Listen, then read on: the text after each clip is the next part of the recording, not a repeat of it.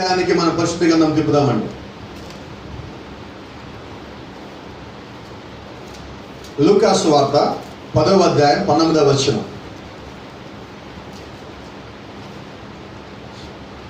ఇదిగో పాములను తేళ్లను త్రొక్కుటకును శత్రువు బలవంతుడి మీదను మీకు అధికారమును అనుగ్రహించి ఉన్నాను. ఏదియు మీకెంత మాత్రము హాని చేయదు. అయినను దెయ్యములు మీకు లోబడుచున్నవని సంతోషింపగా మీ పేర్లు పరలోకమందు వ్రాయబడి ఉన్నవని సంతోషించుడని వారితో చెప్పను. దేవుని నామానికి మహిమ ఘనత ప్రభావం కలుగును గాక. మరి అదే లూకా సువార్త 21వ అధ్యాయము 16వ వచనం ఒకసారి తిప్పుదామండి. 21:16.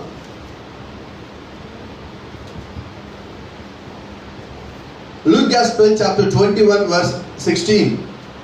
తల్లిదండ్రుల చేతను సహోదరుల చేతను బంధువుల చేతను స్నేహితుల చేతను మీరు అప్పగింపబడుదురు, వారు మీలో కొందరిని చంపిద్దురు. వింతైన విషయం ఏంటంటే ఈ రెండు మాటలు మాట్లాడడం యేసుక్రీస్తు. ఆయన అక్కడేమో మీకు ఎంత మాత్రం హాని జరగదంటున్నాడు, మీకేమీ కాదంటున్నాడు. పాముల మీద తేళ్లని వాటి శత్రువు యొక్క బలమంతటిని మీరు తొక్కి అధికారం మీకు ఇచ్చారంటున్నాడు. ఇక్కడ తల్లిదండ్రుల చేతను సహోదరుల చేతను బంధువుల చేతను స్నేహితుల చేతను మీరు అప్పగింపబడుదురు, వారు మీలో కొందరిని చంపిద్దురు. మరి ఈ రెండు స్టేట్మెంట్స్ ఒకే దేవుడు ఎలాగిస్తారు? మీకు హాని జరగదన్నప్పుడు వీళ్ళకేమి అవ్వకూడదుగా, ఇక్కడ మీలో కొందరిని చంపిస్తారంటున్నాడు. మరి దేవుడు ఎందుకు ఇలాగ మాట్లాడుతున్నాడు? చదువుబడిన వాక్యాన్ని ప్రభువైన దేవుడు దీవించి ఆయన మనతో సూటిగా తేటగా స్పష్టంగా ప్రతి ఒక్కరికి అర్థమయ్యే రీతిలో మాట్లాడను గాక. Amen. God bless you. Praise God. నిజంగా నిన్న శుక్రవారం ఎవరైతే రాలేదో వారు కొంచెం బాధగా ఉంటారు. ఈరోజు దానికి కంటిన్యూషన్గా ఒక రకంగా జరుగుతూ ఉన్నది. ప్రజలో ఈరోజు దేవుడి చిత్తం అయితే క్రీస్తులో విశ్వాస యొక్క స్థానం గురించి మాట్లాడదాం. క్రీస్తులో విశ్వాస యొక్క స్థానం.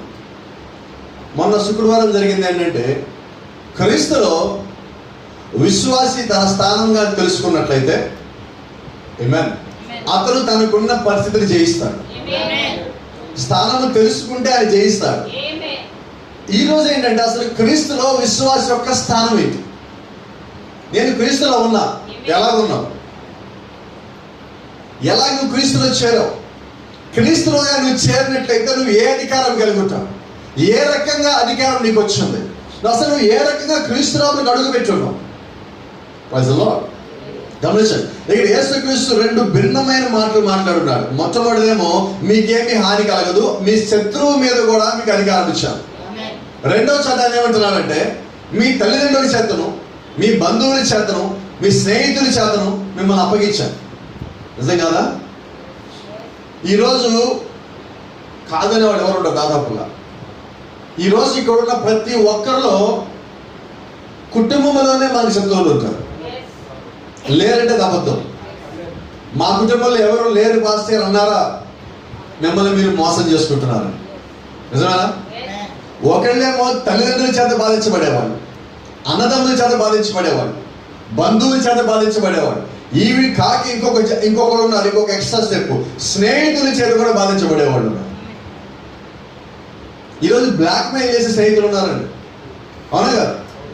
లేరా? మరి వీళ్ళందరూ ఎవరంటే మనము అప్పగించబడుతున్నాం వాళ్ళకి.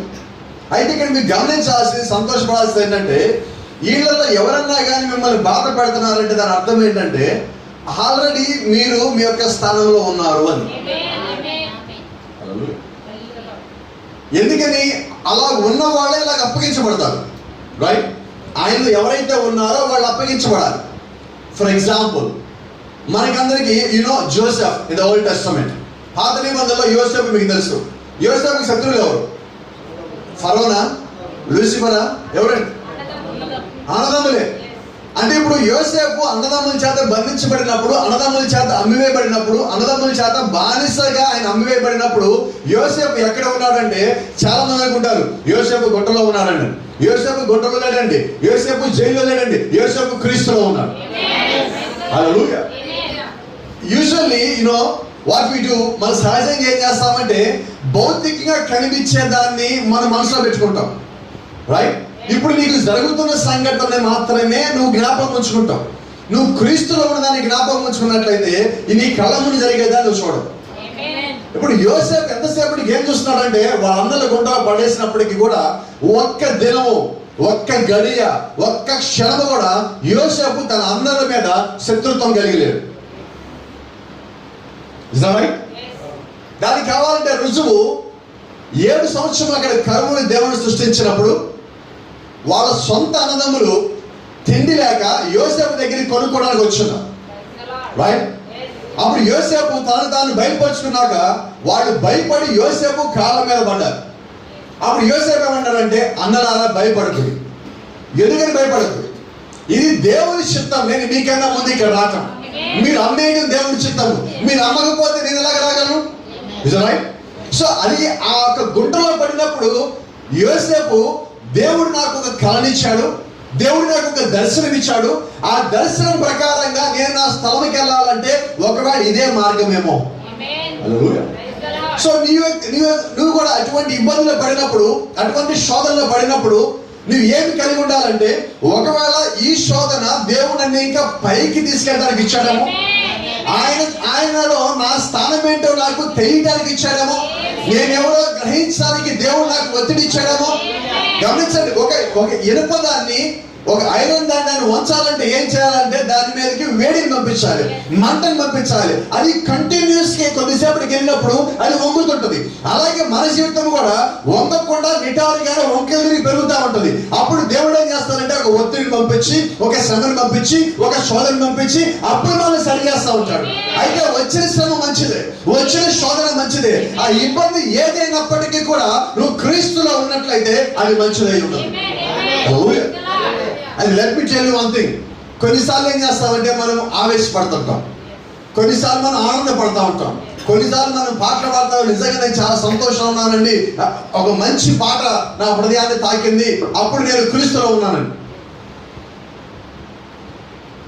ఒకసారి ప్రసంగం ఉన్నప్పుడు నాకు మంచి ఉద్యోగం వచ్చేసి నేను పైకి లేకపోతానండి, నేను ఆ ఉద్యోగం వచ్చినప్పుడు నేను క్రీస్తులో ఉన్నాను. అయితే వింతైన విషయం ఏంటంటే, నువ్వు ఎమోషనల్గా ఉన్నప్పుడు, లేదంటే నువ్వు మంచిగా ఫీల్ అయినప్పుడు నువ్వు క్రీస్తులో ఉండటం కాదు. అది ఒక సెకండ్, ఒక క్షణం పాటు మాత్రమే కాదండి. అది క్షయమైనది కాదండి. నువ్వు క్రీస్తులో ఉన్నావు అన్న సంగతి. Is right? It was eternity. అది ఏమై ఉన్నదంటే అది నిత్యత్వం అయి ఉన్నది. నిత్యత్వంలో ఏది క్షణపాటు ఉండదండి, రైట్? నిత్యత్వంలో ఉన్నది ఏది కూడా నశించిపోదు. You know why Lucifer came to Garden of Eden? ఎందుకని లూసిఫరు ఆ ఏదైనా తోటకు వచ్చాడంటే, ప్రవక్త అంటున్నాడు ఏదైనా తోటలో ఏది చనిపోదు. What does it mean? God created, when God created everything, then God created everything in eternity. దేవుడు సమస్తాన్ని సృష్టించినప్పుడు ఆయన సృష్టించిన మొత్తము కూడా నిత్యత్వంలో ఉన్నది. సో నిత్యత్వంలో ఉన్నదాన్ని ఎవరు ఏమి చేయలేరు. అయితే నిత్యత్వాన్ని దేవుడు భూమి మీదకి వచ్చి తయారు చేస్తున్నాడు. నిత్యత్వంలో ఉన్న దేవుడు భూమి మీద అదే నిత్యత్వాన్ని తయారు చేసుకున్నాడు. అక్కడ ఆదామును తయారు చేసుకున్నాడు, అక్కడ భూమిని ఆకాశాన్ని తయారు చేసుకున్నాడు, అక్కడ సముద్రమును నదులను తయారు చేసుకున్నాడు, అక్కడ పక్షులను జంతువులను తయారు చేసుకున్నాడు, అక్కడే ఆదామును అవ్వను కూడా తయారు చేస్తున్నాడు. వాడు పైనుంచి కిందకి పడవేయబడినప్పుడు వాడు వచ్చి అక్కడ చేరుకున్నాడు. గమనించాడు. అయితే అక్కడ ఏది చావదు, చావకపోతే వీడికి పని అవ్వదు. వాడు వచ్చింది దేనికంటే మనుషుని చంపడానికి. ఇప్పుడు దేవుడు ఏం చేస్తాడంటే, అసలు ఈయనకి మనిషి అనేవాడికి మరణం అనే దేవుడు పెట్టాల సృష్టించినప్పుడు. మానవుడు చేసిన పాపమును బట్టి ఇందా మీకు అదే చెప్తున్నా, భ్రమలో మనం బతకము, మనం మోసగింపబడము. అయితే అక్కడున్న అవ్వ పరిపూర్ణమైన వాక్య గ్రహింపు లేకుండా ఆమె మోసగింపబడిన కారణం చేత భూమి మీదకి మరణం వచ్చింది. అప్పుడు దాకా మరణం రావడానికి అవకాశమే లేదండి. మరి అటువంటి స్థితిలో దేవుడు మానవుని సృష్టించున్నాడు. Praise the Lord. దేవుని నామానికి మహిమ ఘనత ప్రభావం కలుగునుగా. ఆమేన్. నిత్యత్వంలో వాస్తవంగా మనం ఈరోజు జీవించాల్సిన వాడు. ఈ రోజు మీరు ఒక సేవకుడు నిలబెట్టుకొని సేవకుడి ద్వారా మీరు వాక్యం వినకూడదండి. మన నిత్యత్వంలో ఉంటే మనకి ఒకే ఒక ఆయన దేవుడు ఉన్నాడు. ఆయన ఒక్కడే ప్రసన్నమై ఉన్నారు. మనమందరం కలిసి ఈ రోజు కూర్చొని ఆయన దగ్గర మన ప్రసంగం వినాలి. ఎక్కడ కూర్చొని మన ప్రసంగం వినాలో తెలుసా? ఈ భూమి మీద కాదండి, పరలోక స్థలములలో. హల్లెలూయా. దేవుని నామానికి మహిమ కలుగును గాక. అయితే ఈ రోజు సమస్య ఏంటంటే, ఒక వాక్యం చూడండి. ఇదిగో పాములను తేళ్లను తొక్కుటకును శత్రువుల బలవంతుల మీదను మీకు అధికారం అనుగ్రహించున్నాను, ఏదియు మీకెంత మాత్రము హాని చేయదు. ఇప్పుడు దేవుడు ఈ మాట మనతో ఇప్పుడు పలుకుతున్నాడా? ఆయన ఎప్పుడో పలుకున్నాడు. రైట్? అంటే దేవుడు ఎప్పుడో ఈ వాగ్దానం ఇచ్చేస్తున్నాడు. It's a promise. Is right? ఇది ఒక వాగ్దానం అయి ఉన్నది. ఈ వాగ్దానం ఎవరిది? ఇది వినబడలా? ఎవరైతే వాక్యాన్ని పరిపూర్ణంగా నమ్మి విశ్వసించారో ఆ వాక్యం వేరుది. అయితే ఈ వాక్య ప్రకారంగా నేను జీవించినట్లయితే, అంటే వాక్య ప్రకారం యథార్థంగా జీవించినట్లయితే ఈ వాక్యము నా జీవితంలో నెరవేరుతుంది. అయితే నేను సరిగా లేకుండా ఈ వాక్యం నాది అనుకోవచ్చా? రోజా అనుకోవచ్చా? అయితే ఒకసారి ఒక పాస్టర్ గారు ఏం చేశారంటే, ఈ వాక్యాన్ని చదువుతూ నేను ఈ వాక్యాన్ని ప్రూవ్ చేస్తానన్నాను. జాగ్రత్తగానండి. I will prove this verse. నేను ఈ వాక్యాన్ని మీకు నిరూపిస్తాను. I will demonstrate it. నేను మీ ముందు ఈ వాక్యం యొక్క నిరూపణ చేస్తానని ఒక కోబ్రా పాము తీసుకొచ్చి, విషము తీయని ఒక కోబ్రా, ఆ పాము తీసుకొని వచ్చి చర్చిలో ఆ పాము పెట్టుకుని ప్రసంగం చేస్తున్నాడు. చాలా ఉద్యోగంగా ఉంది ప్రసంగం. సంఘం అంతా లేచి ఆమెలు చెప్తున్నారు, కేకలు పెడుతున్నారు. సంఘంలో ఉద్యమం వచ్చింది. భాషలు మాట్లాడుతున్నారు, గంతులు వేస్తున్నారు. దయ్యాలు పారిపోయినట్టుగా అనిపిస్తున్నది. ఇంత వాతావరణం వచ్చేసింది అక్కడికి. ఈ ఉద్యమంలో ఆ పాము పెట్టుకుని సంఘంలో ఈ చివరి నుంచి ఆ చివరికి, ఆ చివరికి ఈ చివరికి పరిగెత్తుతా ఉన్నారు. ఆ చప్పుడికి, ఆ గందరగోళానికి బహుశా పాము భయపడిందేమో ఆ పాస్టర్ గారిని ఇక్కడ చెవు దగ్గర కాటేస్తాం. ఆయన ప్రసంగం చేస్తా ఉండగానే నోట్లోంచి దొరకలు కప్పుదా కింద పడిపోయాడు. ఇమ్మీడియట్గా హాస్పిటల్ తీసుకుని పోయాడు. ఇప్పుడు చెప్పండి, ఆ వాక్యం నెరవేరిందా? ఎందుకని? ఈ వాక్యాన్ని నెరవేర్చాల్సింది నీవు కాదు, దేవుడు నీ ద్వారా దాన్ని నెరవేర్చాలి. అటువంటి వాతావరణం అక్కడ ఉండాలి. నువ్వు యథార్థంగా జీవించినప్పుడు అది నిరూపించబడుతుంది. ఇంకొకటి గమనించండి, నీవు ఆ సందర్భం తీసుకురావడం కాదండి, నువ్వు ఆ సందర్భంలోకి వచ్చినప్పుడు అది జరుగుతుంది. దానియేలుని సింహాల గుహలో పడేశారా? దానియేలుని నా దేవుడు నిరూపిస్తా అని చెప్పి సింహాల గుహలో దూకాడా? దానియేలు సింహాల గుహలో పడేసిన తర్వాత దానియేలుని కాపాడిన ఎవరు? దానియేలు ఏమి నిరూపించలేదండి. దానియేలు నిరూపించుకోవాలా. It is not to prove to anyone. ఇది వేరే ఎవరికో నువ్వు నిరూపించాల్సిన అవసరం లేదండి. నీ జీవితంలో ఆ సందర్భం వచ్చినప్పుడు, ఆ యొక్క స్థితి వచ్చినప్పుడు, ఆ యొక్క పరిస్థితి వచ్చినప్పుడు, ఆ పరిస్థితిని మొత్తం దేవుడు చూస్తా ఉన్నాడు. కాబట్టి ఆయనే నీ దగ్గరికి వచ్చి దాన్ని నిరూపించి, ఇదిగో నేను నీ పక్షంలో ఉన్నాను, ఈ కార్యం చేసేవాడు నేనే ఉన్నాను, వీటి నోళ్ళు మూయించేవాడు నేనే ఉన్నాను చెప్తా ఉన్నాడు. ఇక్కడ మీకు రహస్యం చెప్పాలి. దానియేలు ఆ గుహలో పడేసినప్పుడు దానియేలు ఎక్కడ ఉన్నాడయ్యా అంటే, దానియేలు ఏ స్థలంలో ఉన్నాడో తెలుసా? The safest place on this earth. Praise the Lord. సింహాల గుహ అంటే ఏంటో తెలుసా? భూమి మీద అత్యంత క్షేమకరమైన స్థలం. You believe it? నమ్ముతారా? ఎక్కడ? సింహాల గుహ భూమి మీద సురక్షితంగా ఉండే స్థలమా? Yes sir. ఎందుకంటే ఆ సింహాల గుహలో సింహాలు దానియేలు మాత్రమే కాదండి, ఇంకెవరో ఉన్నారు అక్కడ, ఇంకొకరు ఎవరో ఉన్నారు అక్కడ. ఆ ఎవరో కాదు కానీ ఆ ఎవరో పైనుంచి కిందకి వచ్చినాయి. దేవుడి చేత కిందకి పంపించి దానియేలును కాపాడమని ఆజ్ఞాపించబడి కిందకి వచ్చిన వ్యక్తి. God was commanded an angel to go down and protect Daniel. దేవుడు ఒక దూతని పిలిచి నువ్వు కిందకి పోయి దానియేలుని కాపాడిపోని ఆజ్ఞాపించబడిన దేవుడి యొక్క దూత వచ్చి ఆ సింహాల గుహలో కాపలా కాస్తా ఉన్నాడు. So I can say that was the safest place on this earth. భూమి మీద అదే అత్యంత సురక్షితమైన స్థానం అని చెప్పగలను ఇప్పుడు. ఎందుకంటే నువ్వు దేవుడి యొక్క దూత సమక్షంలో ఉన్నప్పుడు అంతకన్నా మంచి స్థలం ఏమన్నది. హల్లెలూయా.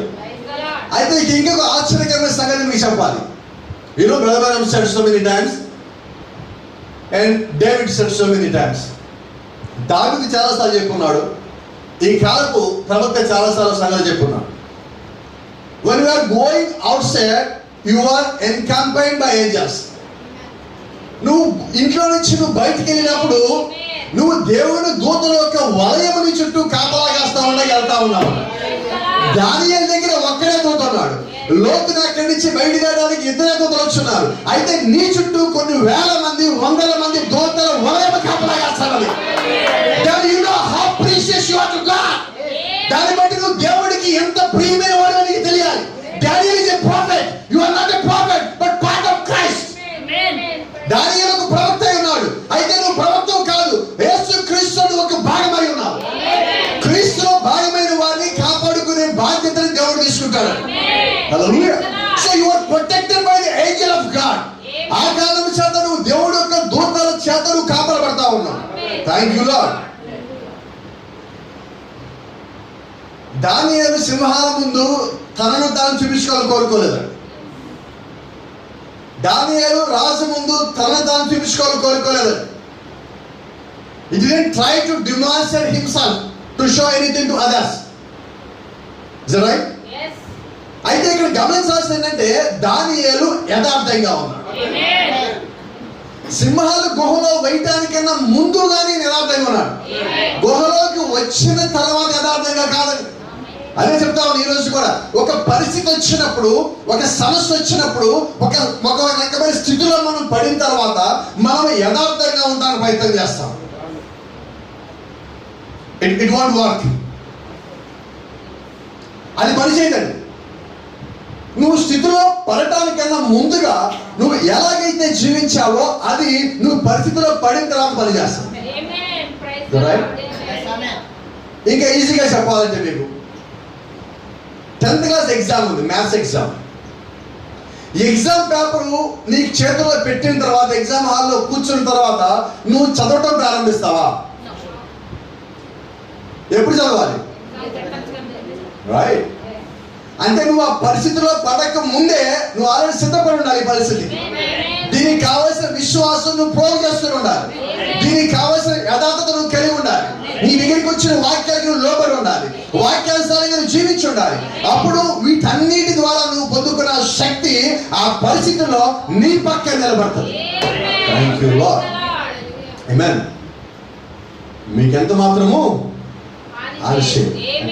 ప్రాఫిట్ అంటున్నాడు. It is an invisible power. ఆ పరిస్థితి వచ్చినప్పుడు ఆ శక్తి నీకు కనబడదు, అయితే అది పని చేస్తుంది. ఎలాగా? గొల్యాతు దావీదు ఎదురు పడ్డారు. నిజమేనా? దావీదు ముందు ఎవరున్నారు? గొల్యాతు ముందు ఎవరున్నారు? ఆయన యుద్ధం చేసింది ఎవరు? దేవుడు అక్కడ కనిపించాడా? God was there. దేవుడు అక్కడ ఉన్నాడు. అయితే గొల్యాతు దావీదుని చూస్తున్నాడు. దావీదు గొల్యాతు చూడాల, దేవుని చూస్తున్నాడు. గొల్యాతు దేవుని చూడలేకపోతున్నాడు. సౌలు దగ్గర ఉన్న ఇశ్రాయేలు సైన్యం కూడా దేవుని చూడలేకపోతున్నారు.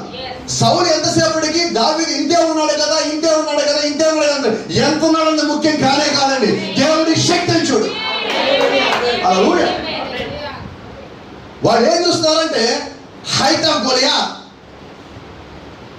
Size of Goliath, sword of Goliath. Praise the Lord. వాళ్ళు ఏం చూస్తారంటే గొలియాత్ యొక్క హైట్, గొలియాత్ యొక్క వెయిట్, గొలియాత్ చేతిలో ఉన్న ఖడ్గం. దావీదు వాళ్ళ ముందు కనబట్టలేదండి. అయితే దేవుడు ఎప్పుడు సామాన్యతలో తనను తాను మరుగుపరుచుకుంటాడు. God will hide in simplicity each and every time from Genesis to Revelation. ఆది కాండం నుంచి ప్రకటన గ్రంథం వరకు దేవుడు ఎప్పుడు తనను తాను సామాన్యతలో దాచుకుంటాడు. But he will do great things in the simplicity. అయితే ఆయన సామాన్యతలోనే గొప్పవి ఘనమైన కార్యములు చేసేవాడిగా ఉన్నాడు. Amen. You know the size of David. You know the size of Goliath. మీరు గొలియాత్ యొక్క ఆకారం ఎంతుందో తెలుసు, దావీదు యొక్క శరీరం ఎంతుందో మీకు తెలుసు. అయితే వాళ్ళందరూ ఏం చూస్తున్నారయ్యా అంటే ఆ గొలియాత్ యొక్క ఆకారం చూసి దావీదు చిన్నోడు కదా అంటున్నారు. దేవుడు వాడుకుంటే అసలు చిన్నోడైనా వాడు ఉంటాడా? ఉంటాడా చిన్నోడు? దేవుడు దృష్టిలో చిన్నోడు పెద్దోడు ఉన్నాడా? దేవుడి దృష్టిలో చిన్నోడు పెద్దోడు లేడు కాబట్టి దేవుడు ఏమన్నాడంటే మనందరినీ నా కుమారులు కుమార్తెలు అన్న. అంతేగాని ఆయన ఎక్కడ మనవడు మనవరాల ఆయన మళ్ళీ ఒకే దృష్టిలో చూస్తున్నాడు. స్త్రీలని కుమార్తెలు అన్నాడు, పురుషుల్ని కుమారులు అన్నాడు. ఆయన దృష్టిలో అంతే. ఆయన మళ్ళీ ఇంకొక జనరేషన్ చూడటంలా.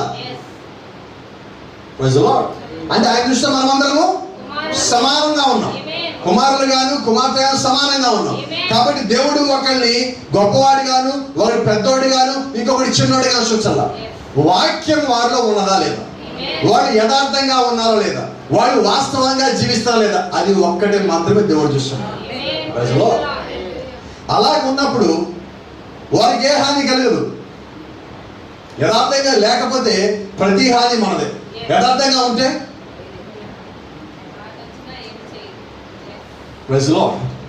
తరచుగా చెప్తుంటా, మనము ఏదో ఒక ఊరికి వెళ్ళాలని చాలా బాగా రెడీ అవుతాం. ప్యాకింగ్ చేసి పెడతాం నెల ముందే, 20 రోజుల ముందే ప్యాకింగ్ చేస్తాం. వెళ్ళిపోవాల్సిందే అంటాం. అందరూ చెప్పేస్తాం 10 రోజులు వెళ్ళిపోతాయని ఊరికని. ఏంటో తెలియదు, ఆ ప్రయాణం పోస్ట్పోన్ అయింది.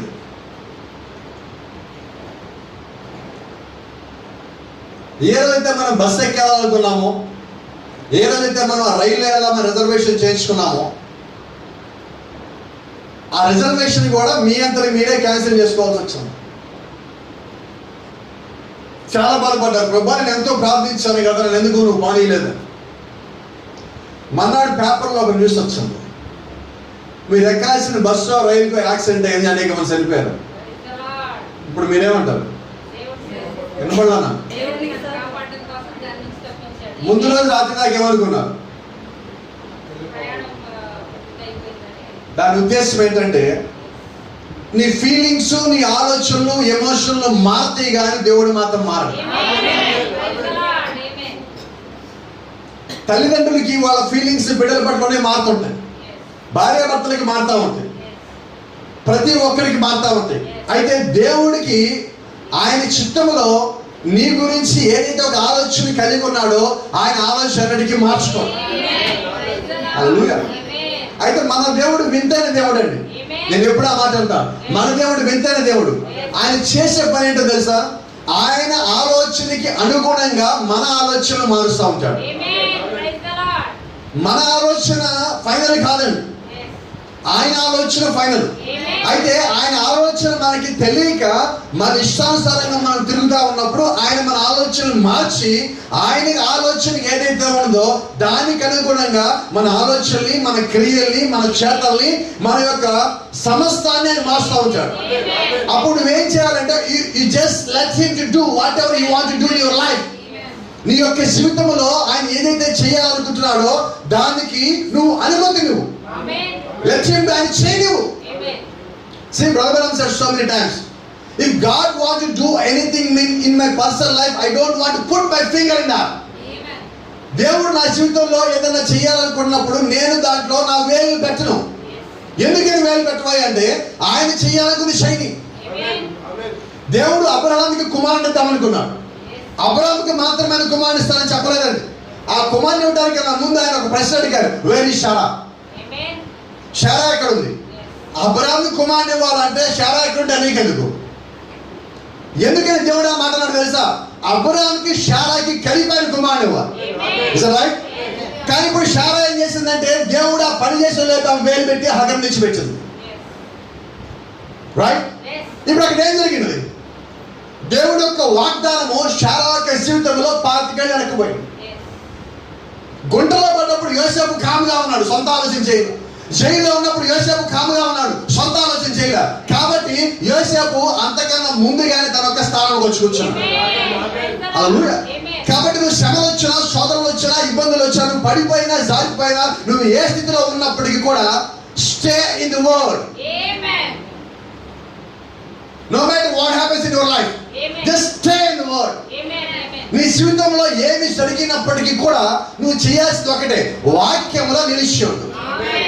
No matter what happens to your body, నీ శరీరానికి ఏమవుతుందో నువ్వు ఆలోచించాల్సిన అవసరం లేదు. No matter what happens to your personal life, నీ వ్యక్తిగత జీవితంలో ఏమి జరుగుతున్నది అనగా నువ్వు పక్కన పెట్టు. Because when you are staying in the word of God, God will take care of you. నువ్వు దేవుడు యొక్క వాక్యంలో స్థిరముగా నిలిచి ఎలా దేవుడు నీ యొక్క జీవితంలో తన యొక్క బాధ్యతను తీసుకుంటాడు. ఆయన ఆ బాధ్యత తీసుకోవడానికి నీ యొక్క జీవితంలో నువ్వు పరిపూర్ణమైన అనుమతి. నువ్వు ఆయన్ని నీ హృదయం లోపలికి ఆహ్వానించాలి.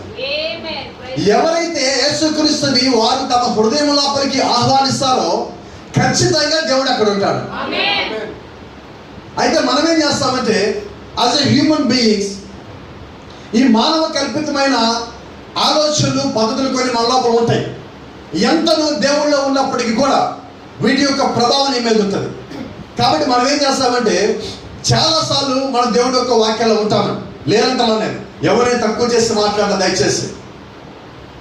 అయితే కొన్నిసార్లు మనం కొన్ని పనులు చేయాలనుకున్నప్పుడు దేవుణ్ణి తీసి బయట పెట్టి మనం ఈ పని చేస్తాం. చేసి వచ్చి మళ్ళా దేవుణ్ణి తీసుకోవాలని కోరుకుంటాం. God allow it. దేవుడు మీకు అనుమతిస్తాడా ఇప్పుడు? ఎందుకని? దేవుడు మీ జీవితంలోకి రావాలి అంటే, ఆయన మీ జీవితంలో ఉండి పని చేయాలంటే ప్రతి ఒక్కటి కూడా దేవుడికి అప్పచెప్పాలి. అయితే మనం ఏం చేస్తామంటే కొన్ని దేవుడికి అప్పచెప్తాము, కొన్ని మనం సొంత ఆలోచన చేస్తాం. ఒకవేళ నీ సొంత ఆలోచన చేసినవి కూడా కరెక్ట్గా నైని అనుకున్నాం, అప్పుడు మనం పెద్ద స్టేట్మెంట్ ఇస్తాం, దేవుడి కార్యం చేశారని. No sir, you won't do that. You won't do that. మనం సొంత ఆలోచన చేసినప్పుడు ఎప్పుడైనా మనం పడిపోతాం. చూడండి, యేసుక్రీస్తు సముద్రం మీద నడిచి వస్తున్నప్పుడు పేతురు దాన్ని చూస్తున్నాడు. పేతురు, ప్రభువా నేను కూడా నీలాగా నడవగలనా? Yes sir, you too. If you believe in me then you can do. నువ్వు నా యందు విశ్వాసం ఉంచినప్పుడు నువ్వు ఆ పని చేయగలవు. నీటి మీద నడవడం అనేది దేవుడికి పెద్ద విషయం కాదు. But for a human being it's a big thing. అయితే ఒక మానవుడికి చాలా పెద్ద విషయం. ఇప్పుడు పేతురులో ఉన్న ఈ మానవ మనసు ఏమంటుందంటే, అయ్యా నేను కూడా నడవచ్చా? అక్కడ దేవుడి మనసు ఏమంటుందంటే, ఇది పెద్ద విషయంగా నువ్వు నడవచ్చు. హల్లెలూయా. ఇప్పుడు పేతురు నడిచాడా లేదా? ఆ బోట్లో వచ్చి బయటికి కాలు పెట్టి పెట్టగానే ఆ కింద ఉన్న నీరు సిమెంట్ కాంక్రీట్ లాగా మారుతున్నాం. దాని మీద అడుగు పెట్టి నడుస్తా ఉన్నాడు. పేతురు పడిపోలా. అయితే మీరు గమనించాల్సింది, పేతురు ఎంతసేపు నడిచాడు? యేసుక్రీస్తు నడుస్తానే ఉన్నాడు. పేతురు నడవటం బిగిన్ చేశాడు, మళ్ళీ పడిపోయి ఉన్నాడు. ఆయన ఇంకా నడుస్తానే ఉన్నాడు. ఆయన ఇంకా నీటి మీద నిలబడి ఉన్నాడు. కారణం ఏంటో తెలుసా? పేతురు యేసుక్రీస్తులో ఉన్నాడా? Yes sir. మరి ఎందుకు పడిపోయాడు? Yes sir. ఆయన ఏమన్నాడంటే, నా యొక్క విశ్వాసం ఉంటే నువ్వు పని చేయగలవు అన్నా. విశ్వాసం ఉంచినప్పుడు నువ్వేం చేస్తావు అంటే క్రీస్తుని మాత్రమే చూస్తావు. హల్లెలూయా. ఇప్పుడు పేతురు ఏం చేయాలంటే, నేను ఎక్కడ నడుస్తున్నాను, ఇటు పక్కన సముద్రం ఉన్నదా, ఇటు పక్కన అలలు వస్తున్నాయా, ఇటు పక్కన గాలి వస్తుందా, నేను నిజంగా నీళ్ళ మీద ఉన్నానా అని చూస్తున్నాడు. అయితే గమనించాల్సింది ఏంటి? క్రీస్తుని గమనించాలి. కాబట్టి నీవు కూడా ఆ పరిస్థితి వచ్చిన చూడండి, నీటిలోకి పడిపోయిన తర్వాత మళ్ళీ అదే పేతురు కేక పెడుతున్నాడు. పడక ముందు దేవుడికి అవకాశం ఇచ్చాడు. That's what I am trying to say today. ఆయన పడిపోవడానికన్నా ముందుగానే ఆయన్నే చూడమని అవకాశం ఇచ్చాడు. అయితే పేతురు అపోస్తలుడు అయినప్పటికీ he was called prince of apostles. ఆయన అపోస్తలుల్లో ప్రముఖ ముఖ్యుడిగా పిలువబడినప్పటికీ కూడా ఆయన యొక్క విశ్వాసము కొద్దిగా ఉన్న కాలం చేత కొద్ది దూరం నడిచి పడిపోయి ఉన్నాడు. అయితే ఈ రోజు నీ విశ్వాసం అలా ఉండకూడదు. ఈరోజు చాలా మంది విశ్వాసంలో కొద్దిగా నడుస్తున్నాం, మళ్ళీ పడిపోతున్నాం. మళ్ళీ లేపాలి, ఎవరో ఒకరు తట్టాలి, ఎవరో ఒకరు పిలవాలి, ఎవరో ఒకరు వాళ్ళని ప్రోత్సహించాలి, అప్పుడు మళ్ళీ లేచి నడుస్తున్నాం. That is not the Christianity. అది క్రైస్తవం కాదండి. నిజమైన క్రైస్తవం ఏంటంటే తెలుసా? వాక్యము కోసం పరుగులెత్తే మనసును కలిగి ఉంటారు. You will run for the word. నువ్వు వాక్యము కొరకు నీ మనసు పరిగెత్తుతుంది, వాక్యము కొరకు నీ ఆత్మ పరిగెత్తుతుంది. ఎందుకనంటే గమనించండి, ఈ శరీరానికి నువ్వు అనేక రకములైన భోజన పదార్థాలు పెడుతున్నావు, right? You are feeding this body very well. Then what about your soul? మరి నీ ఆత్మ సంగతి, ఆత్మకి భోజనం ఏంటి? ఎప్పుడు పెడుతున్నాం మనం? నువ్వు దాన్ని ఎలా అయితే పోషిస్తున్నావో అది అలాగే ఎదుగుతుంది. గమనించండి, బైబిల్లో మనం చూసినట్లే అపోస్తలుడైన పౌలుని చూద్దాం, లేదంటే బైబిల్లో స్టీఫెన్ చూద్దాం. ఈ స్టీఫెన్ రాళ్లతో కొడుతున్నప్పుడు స్టీఫెన్ ఏం చేస్తున్నాడు? ఎక్కడికి వస్తున్నాడు? వినపడలేదా? చూసాడా? చూసాడు. ఇంకో మాట అంటున్నాడు, ఆకాశము తెరబడెను, దేవుడు కుడి పార్శ్వమున యేసు క్రీస్తు కూర్చుని నేను చూస్తున్నా అన్నాడు. ఆ మాట స్టీఫెన్ ఎలా చెప్పగలిగాడు?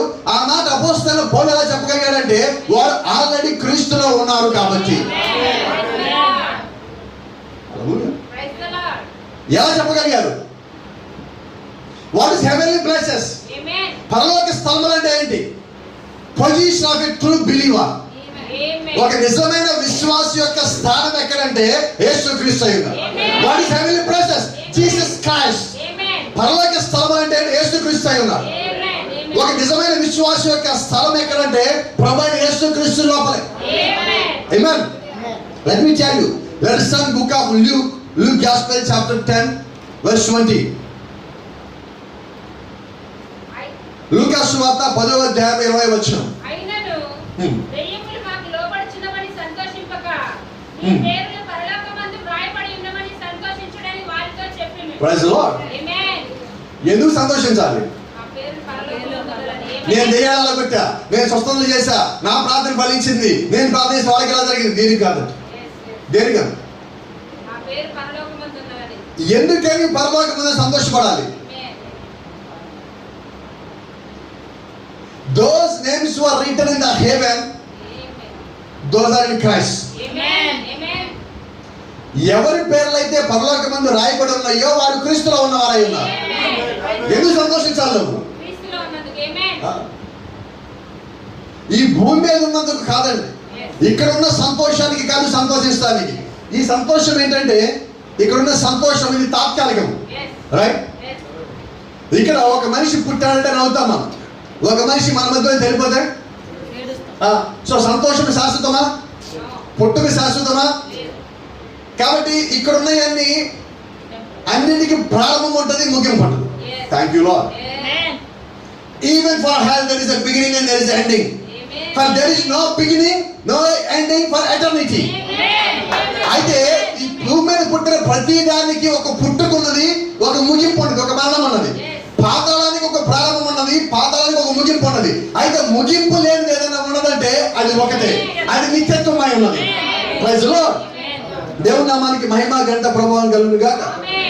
గమనించండి, ఈరోజు ఒక ప్రశ్న అడుగుతా, వాట్ ఇస్ హెవెన్లీ ప్లేసెస్?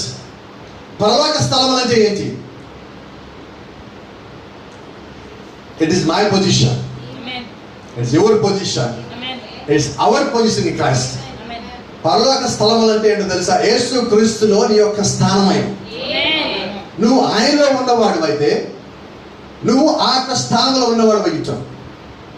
అయితే నువ్వు పరలోక స్థలములో ఉన్నావని ఎలా చెప్పగలవు? If we were baptized in one spirit, then only you can say that I am in Christ. నువ్వు ఒకటే ఆత్మలో బాప్తిజం పొందినట్లయితే అప్పుడు నువ్వు చెప్పగలవు, నేను యేసుక్రీస్తులో ఉన్నాను. నాట్ బై వాటర్ బాప్తిజం, రైట్? నీటి బాప్తిజం ద్వారా నేను పరలోక స్థానంలో ఉన్నాను అని చెప్పడానికి వీల్లేదు. నీటి బాప్తిజం ద్వారా నేను క్రీస్తులో ఉన్నాను చెప్పడానికి వీల్లేదండి. ఎందుకంటే నీటి బాప్తిజం నువ్వు పొందడానికన్నా ముందు కానీ నీటి బాప్తిజం పొందిన తర్వాత కానీ నువ్వు ఖచ్చితంగా దేవుడి యొక్క ఆత్మను పొందుకోవాలి. బాప్తిజం అంటే వాస్తవంగా అర్థం నువ్వు తిరిగి పుట్టాలి. నీ పాత జీవితాన్ని సమాధి చేసి నువ్వు కొత్త జీవిగా పుట్టాలి. You must be a new creature. See, when you are baptized in Christ by the Spirit of God, నువ్వు యేసు క్రీస్తులో దేవుడి యొక్క ఆత్మ చేత బాప్తిజం పొందినప్పుడు from then you look like a brand new person. Is right? నువ్వు యేసు క్రీస్తులో బాప్తిజం పొందిన తర్వాత దేవుడి యొక్క ఆత్మ చేత నువ్వు అప్పటి నుంచి ఒక పూర్తిగా కొత్తగా జన్మించిన వ్యక్తి మాదిరిగా ఉంటావు. నువ్వు పాత వ్యక్తిలా ఉండవు. ఎందుకని పాత వ్యక్తిలా ఉండవంటే నీ స్థానం ఏంటో నీకు తెలిసింది. నువ్వు క్రీస్తులో భాగమై ఉన్నావని, నీ యొక్క స్థానమని నువ్వు వచ్చావని నీకు ఎప్పుడైతే తెలిసిందో నువ్వు నీకు ఎంత మాత్రం అంతమంది వ్యక్తిలా ఉండవు. ఎందుకో తెలుసా?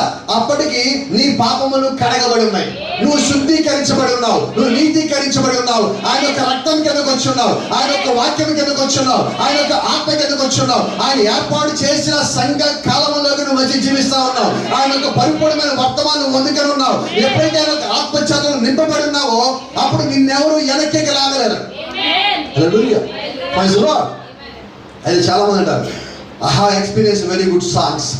I was lifted up when I was singing song. ఆ పాటలు పాడుతున్నప్పుడు నేను ఆత్మలో చాలా సంతోషించాను. అప్పుడు నేను పైకి ఇలా ఎత్తబడి పరలోక స్థలంలో ఉన్నానంట. నువ్వు ఎంత పాటలు పాడినప్పటికీ కూడా నువ్వు పరలోక స్థలంలోకి రావు. రైట్? నువ్వు పాటలను ఎంతగా నువ్వు సంతోషించినప్పటికీ నువ్వు పరలోక స్థలంలోకి రావు. నువ్వు వాక్యాన్ని వినేటప్పుడు ఎంతగా సంతోషించినప్పటికీ కూడా నువ్వు పరలోక స్థలంలోకి రావు. నువ్వు వాక్యాన్ని ఎంత బాగా బోధించినప్పటికీ కూడా నువ్వు పరలోక స్థలంలోకి రావు. ఎప్పుడు వస్తావంటే అక్కడ పేర్లు ముందుగా రాయబడి ఉంటే నువ్వు ఖచ్చితంగా అక్కడికి వచ్చుంటావు. హల్లెలూయా. ఆమేన్. దేవుని నామానికి మహిమ కలుగును గాక. మనం ఈ మానవ శరీరంలో ఉన్నాం కాబట్టి చాలాసార్లు ఏమంటామంటే ఈరోజు చాలా ఉద్యమం ఉందండి వాక్యం. ఆ ఉద్యమంగా వాక్యం చెప్తావంటే నా మనసు తగిలినప్పుడు నేను ఎక్కడున్నాను? వాక్యము తగిలినప్పుడు పరలోకం ఉండటం కాదు, నువ్వు ఆల్రెడీ అక్కడే ఉన్నావు. నీకు ప్రతి గడియ for each and every hour you must know that you are living in heavenly places. ప్రవక్త అంటారన్నమాట, మీరు ఆల్రెడీ పరలోక స్థలంలో ఉన్నారు. You are seated in heavenly places. మీరు పరలోక స్థలంలో ఇప్పుడు కూర్చొని ఉన్నారన్న. He said now. ఇప్పుడు మీరు కూర్చొని ఉన్నారన్న. అయితే కొంతమంది somebody made dogmas with that sentence. కొంతమంది ఏం చేస్తారంటే ఆ ఒక వాక్యం తీసుకొని ఆ ఒక మాటను తీసుకొని వాళ్ళ సొంత ఆలోచనలు కలిపి మానవ కల్పితమైన బోధలు తయారు చేశారు. ఆయన ఏమన్నాడు? నౌ, ఇప్పుడు మీరు పరలోక స్థలంలో కూర్చున్నారంటే వాళ్ళు ఏమన్నారంటే అదిగో ప్రవక్త ఎత్తబాటు అయిపోయింది అన్నాడు. He never said rapture is over, but he said now we are seated in heavenly places. But he never said rapture is over. Even in this 1965, December 6th, he said, I am waiting for the rapture. Amen. ఆయన ఎత్తబాటు అయిపోయిందని చెప్పలేదండి. అయితే మీరు ఇప్పుడు పరలోక స్థలంలో కూర్చొని ఉన్నారన్న. Just like when Stephen was stoned by the people, అక్కడ 7 ప్రజల చేత రాళ్ళతో కొట్టబడుతున్నప్పుడు ఏమన్నారంటే అదిగో పరలోకం తెరవబడి ఉన్నది. Now I am seeing Jesus Christ is standing right side of God. దేవుడి కుడి పార్శ్వమున యేసు క్రీస్తు ఉన్నాడని నేను చూస్తున్నాను అన్నాడు ఆయన. That was a rapture. అది ఎత్తబాటు కాదండి. It should happen. అది జరగవలసి ఉన్నది. అయితే ఆయన దాన్ని ముందుగానే చూస్తున్నాడు. అలాగే ప్రవక్త కూడా మనం ఆల్రెడీ పరలోక స్థలంలో ఉన్నాం. ఈ శరీరం పైకి పోవాల్సి ఉన్నది. ఈ శరీరం మార్పు చెంది రూపాంతరం చెంది చనిపోయిన వాడు లేచి వారితో పాటు మనము కలిసి మధ్యాకాశంలో నుంచి అక్కడి నుంచి 6వ పరిమాణం నుంచి 7వ పరిమాణం పోవాలి. పరదేశం నుంచి పరలోకానికి మనం వెళ్ళవలసి ఉన్నాం. ఇంకా వెళ్ళలేదండి. We are waiting for that. కొంతమంది పరదేశంలో వెయిట్ చేస్తున్నారు, మనం 7వ సంఘాలను వెయిట్ చేస్తున్నాం. అయితే మనం ఎదురు చూస్తుంది పరలోకానికి, వాళ్ళు ఎదురు చూస్తుంది పరలోకానికి. వాళ్ళు ఎదురు చూస్తుంది యేసుక్రీస్తు 2వ రాకడ కొరకే, మనం ఎదురు చూస్తుంది యేసుక్రీస్తు సెకండ్ కమింగ్ కోసమే. అయితే ఇక్కడ గమనించండి, మనం ఇద్దరము కలిస్తేనే పరలోకానికి వెళ్తాం. వారు ఒక్కరికి పోలేరు, మనం ఒక్కరికి పోలేరు. హల్లెలూయా. అయితే గమనించండి, నిజంగా నువ్వు క్రీస్తులో ఉన్నావు అని నీకు తెలిసినప్పుడు, క్రీస్తులో నువ్వు ఉన్నావు అన్న విధంగా నీ యొక్క జీవితం కూడా ఉంటుంది. ఆమేన్. నేను చాలాసార్లు చెప్పుకుంటా, ఓ మాట మళ్ళీ మీకు జ్ఞాపకం చేస్తాను.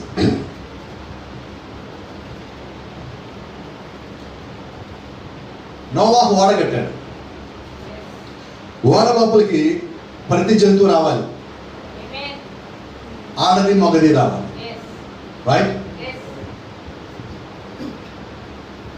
ఆ టైంలో ఒక సింహం ఒక హోటల్కి వెళ్ళాడు. అక్కడ బేరర్ వచ్చాడు. చికెన్ మాంసం కావాలా, మటన్ మాంసం కావాలా, బీఫ్ కావాలా, పిగ్ కావాలా, వరుసగా అన్ని చెప్తా ఉన్నాడు. సింహం ఏం ఆర్డర్ ఇచ్చింది తెలుసా? వెజిటేరియన్ కావాలని. ఇదేంటిది? నాన్ వెజ్ వద్దు, కొంతకాలం మానేస్తున్నాను. ఎందుకని? ఓడలోకి పోవాలి. Yes. ఓడలోకి పోవడానికి నాన్ వెజ్ మానేయడానికి కారణం ఏంటి? ఓడ నాన్ వెజ్ ఉండదు. Yes. Yes. అక్కడ నేను నాన్ వెజ్ లేకుండా జీవించాలంటే ఇక్కడ అలవాటు చేసుకోవాలి. Amen. Amen. Is it right? Yes. Is it right? Yes. సింహాలు గుహలోకి పడిన తర్వాత నేను యథార్థంగా ఉంటా అంటే కుదరదు. ఎప్పుడుంటారు యథార్థంగా? మనం కష్టాల్లోనూ, బాధల్లోనూ, శోధంలోనూ, అనారోగ్యంలోనూ, ఇబ్బందుల్లోనూ, ఆర్థిక పరిస్థితుల్లోనూ, ఆత్మీయమైన కొంచెం కిందకి జారిపోయే స్థితిలోనూ పడిన తర్వాత మనం యథార్థంగా ఉంటా అంటే కుదురుతుందా? వినపడలే నాకు ఎందుకు? ఎప్పుడు ఉండాలి ప్రార్థన? ఎప్పుడు ఉండాలి? అదేంటో తెలియదండి. మనం కొంచెం ఇలాంటి దిగ్గానే ప్రార్థన పెరుగుతుంది. నిజమేనా? ఒక పరిస్థితి రాగానే ఏమవుతుంది? మాకోళ్ళు నేలకాంత అవుతుంది, గడియారంలో ముళ్ళు చూడడం. అంతకుముందు ఏమంటాం? ఏంటి ఎంతసేపు ప్రార్థన? ఇప్పుడు అయ్యా రాయ్యా భోంచేది గారి కొద్దిగా ప్రార్థన చేసుకుని, అమ్మ రామ భోంచేది గారి కొద్దిగా నేను ప్రార్థన చేసుకుని. ఏమైంది? What happened? ఏదో అయ్యింది. బయటికి కనిపించేది అయి ఉండొచ్చు, కనపడదు అయి ఉండొచ్చు, అయితే ఏదో అయ్యింది. మనమంట, నేను ఒక మాట అంట, ఏదో అయ్యేదాకా నువ్వు ఎందుకు ఆగామంట? వినవాడని నేను చెప్పేది మీకు అర్థమవుతుందా? ఏదో అయ్యేంత వరకు నువ్వు ఎందుకు ఆగామంటున్నా? అదే ముందే ప్రార్థన చేస్తుంటే వినపడలేదు. ఇంకా ముందే ప్రార్థన చేస్తుంటే ప్రవక్త చాలాసార్లు చెప్పున్నాడు, నువ్వు వెళ్ళాల్సిన బస్సు, నువ్వు బస్సు ఎక్కబోయే సమయానికి నీకన్నా ముందే ఒక ప్రయత్నం లెక్కాడు.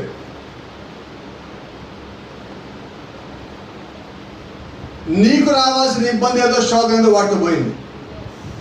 నువ్వు తప్పించబడ్డావా? ఎందుకంటే నువ్వు ప్రార్థన చేస్తున్నావు. దేవుడు ప్రార్థనా బలులని మరణాన్ని తప్పిస్తాడు. నేను నమ్ముతాను. రైట్? ఎలాగో నమ్ముతానంటే బైబిల్లో హిజ్కియాని చూసిన తర్వాత నాకు తెలుసు. నిజమేనా? అయితే అదే దేవుడు ఎంత ప్రార్థించినా నీకు ఇబ్బందులు రాకుండా ఆపడు. నేను చెప్పాను మీకు ఏ హాని జరగదు. స్టెఫెను రాళ్ళతో కొట్టాడు, పౌలుతోనేమో కత్తులు తీసుకొచ్చి నడిరోడ్లో నుంచోబెట్టి తల తీసేస్తామన్నాడు. ఆయనేమో నీకు హాని జరగదంటున్నాడు. ఇక మరి ఇదేంటిది అసలు? ఎలాగ ఈ స్టేట్మెంట్? ఈ స్టేట్మెంట్ ఏంటి, ఆ స్టేట్మెంట్ ఏంటి? నీకేమీ హాని కాదంటున్నాడు. నీ తల్లిదండ్రులకి, నీ యొక్క బంధువులకి, నీ యొక్క స్నేహితులకి, నీ యొక్క అన్నదమ్ములకి చేతిని అప్పగించానంటున్నాడు. అయితే ఇక్కడ గమనించాల్సిందంటే, పరలోకం నుంచి ఏదైతే కిందకి దిగి వచ్చిందో దానికి ఏమి కాదు. హల్లెలూయా. నిజమేనా? నీ యొక్క జీవితంలో నువ్వు ఎంత దీనమైన రోజు నువ్వు గడిపి ఉండొచ్చు, బాధాకరమైన రోజు గడిపి ఉండొచ్చు. కొన్నిసార్లు ప్రభా అసలు ఈ రోజు ఎప్పుడు గడిచిపోద్దని ఎదురు చూసి ఉండొచ్చు. నువ్వు ఎంతో కన్నీరు కార్చి మొరపెట్టి ఉండొచ్చు. ఆ రోజు నువ్వు అనుకుంటావు, దేవుళ్ళు ఉంటే నాకు ఇవన్నీ ఉండేవి కాదు కదా. అయితే నువ్వు అలా అనుకున్నావని దేవుడిని తెచ్చి నీ పేరు అప్పుడు రాయలే అక్కడ. ప్రవక్త అన్నట్టుగా ఆయన నీ పేరు నిన్నో నేడో రేపో రాయలా. నువ్వు బాప్తిజం పొందినప్పుడు ఆయన పుస్తకంలో నీ పేరు రాయలా. యేసుక్రీస్తు శిలువ మరణం పొందినప్పుడు ఆ పేర్లు అక్కడ రాయబడలా. ఆ పేర్లు ఆదాము సృష్టించినప్పుడు రాయబడలా. ఆ పేర్లు భూమికి పునాది వేసినప్పుడు రాయబడలా. ఎప్పుడు రాయబడ్డాయి అంటే పునాదులు వేయడానికన్నా ముందు దేవుడు తన ఆలోచనలో ఆ పేర్లు అక్కడ రాయబడ్డాయి. రైట్? సో కాబట్టి అది నిజమైనట్లయితే నీ జీవితంలో నువ్వు ఒక బాధాకరమైన రోజు గడిపి ఉండొచ్చు, ఒక మంచిగా ఈ రోజు నా జీవితం లేదని ఉండొచ్చు, నువ్వు ఆత్మలో ఆ రోజు కిందకి దిగిపోయి ఉండొచ్చు, నీ జీవితము ఒక పాడైపోయినదిగా, ఒక సాగిపోయినదిగా, ఒక గమ్యం లేనిదిగా, ఒక స్థిరమ లేనిదిగా, ఒక విలువ లేనిదిగా కనిపించి ఉండొచ్చు. అయినప్పటికీ అదంతా పక్కన పెట్టేస్తే దేవుడిలోకి వచ్చినప్పుడు అదంతా దేవుడి లెక్క కాదండి. దేవుడికి లెక్కల్లో ఏంటంటే నీ పేరు అక్కడ ఉందా, రెండోది ఇక్కడ నీ జీవితం సరిగా ఉన్నదా. నువ్వు ఏ రకమైన స్థితిలో ఉన్నప్పటికీ that doesn't change 1 inch because you are in Christ. నువ్వు క్రీస్తులో ఉన్న కారణం చేత పరలోకంలో నీ పేరు ఎక్కడ రాయబడ్డాయి, రైట్? ఇక్కడ గమనించాల్సింది, పరలోకంలో ఏదన్నా చనిపోతుందా? చనిపోతుంది ఏదన్నా మరణిస్తుందా? సేమ్ టైం పరలోకంలో రాయబడింది ఏదైనా తీసేయబడుతుందా? సో నీ పేర్లు ఎక్కడ రాయబడ్డాయి? హెవెన్. పరలోకంలో నీ పేరు రాయబడినప్పుడు ఆ పేరు తీసేయటమే లేదండి. అది ఒకసారి రాయబడ్డాయి అంటే అవి శాశ్వతమైనవి, నిత్యత్వంలో అవి రాయబడ్డాయి. Heaven is nothing but eternity. పరలోకం అంటే ఏదో కాదు, నిత్యత్వమైనది. నిత్యత్వంలో నీ పేరు రాయబడ్డాయి అంటే అది శాశ్వతమైనది. శాశ్వతమైన వాటిని ఎవరు తీసేయరు. Let me tell you, if anything comes from eternity, నిత్యత్వం నుంచి ఏదన్నా కిందకి కానీ వచ్చినట్లయితే అది ఇక్కడ పాడైపోదు, రైట్? నిజమేనది. అది నాశనం అవ్వదు, పాడవదు. దానికి ఒక చిన్న ఉదాహరణగా చెప్తాను. ప్రభు యేసుక్రీస్తు ఎక్కడి నుంచి వచ్చాడు? ఆయన కిందకు వచ్చాక ఆయన శరీరాన్ని ఏం చేశారు? ఆయన తిరిగి లేచిన ఆయన శరీరం ఎలా ఉన్నది? వినబడనా? అదే శరీరం మళ్ళీ వెళ్ళింది, with same body, with resurrected body. పునరుత్థానము చెందిన అదే శరీరంతో ఆయన పైకి లేచున్నాడు. పైనుంచి వచ్చిన ఆ శరీరాన్ని కింద భూమి మీద పాడు చేయలేకపోయారు. ఆయన పైనుంచి వచ్చిన యేసుక్రీస్తులో ఉన్న పరిశుద్ధాత్మని కింద భూమి మీద ఎవరు ఏమి చేయలేకపోయారు. సో దట్ మీన్స్ పైనుంచి వచ్చింది ఏది కూడా పాడవదు. క్రీస్తులో ఉన్న వారే పైనుంచి కిందకు వస్తారు.